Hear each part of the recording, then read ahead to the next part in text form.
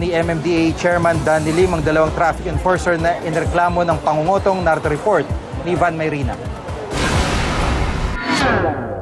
Isa ito sa video na ipinadala ng isang concerned citizen sa Metropolitan Manila Development Authority kaugnay ng umano'y dalawang tiwaling MMDA traffic constable na nangungutong raw sa mga dumaraang bus sa loading and unloading bay ng northbound lane sa EDSA Main Avenue sa Cubao. Makikita sa video ang mga traffic constable na sina Henry Cruz at Crisanto Andal. Lalapitan sila ng isang konduktor at akmang may aabot, pero hindi kita sa video kung anong iniaabot at kung tinanggap ito ng dalawa. Ang modus daw ni Cruz at Andal, hahayaang magtagal ang mga bus sa loading at unloading bay o di kaya magsakay at magbaba sa hindi tamang lugar. Kapalit ng hindi bababa sa 50 pesos bawat bus na inaabot hindi sa kanila kundi sa mga vendor malapit sa loading bay. Matagal na natin minamanan sila and then by chance nakuha rin natin yung grupo.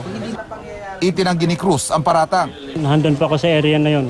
Nung oras na yun, ako lang pong mag-isa, kinuha nila ako. Pero po nung nangyayari daw po yun, may mga kasama ko. Ang sinasabi, nagkataon lang na nandun. Oo, nagkataon lang. Tumanggi naman magbigay ng pahayag si Andal. Sa galit, halos dibdiban ni MMDA Chairman Danilo Lim ang isa sa mga nahuling kotong constable. Basta kaso ng kotong, walang second chance dyan. So hindi natin patatawarin yan.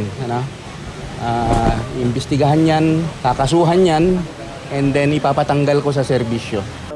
Isa raw sa mga prioridad ni Chairman Lim ang paglilinis sa hanay ng mga traffic enforcer.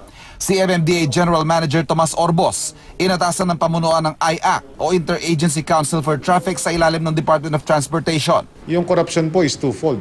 It's the giver and the one who gives. So I think we should also try and look at that. No? Maaari sasabihin nila, kung hindi naman kami magbigay, papahirapan kami. But that is your action, that is your mission. And therefore, take it up with us. Ivan Mayrina, GMA News.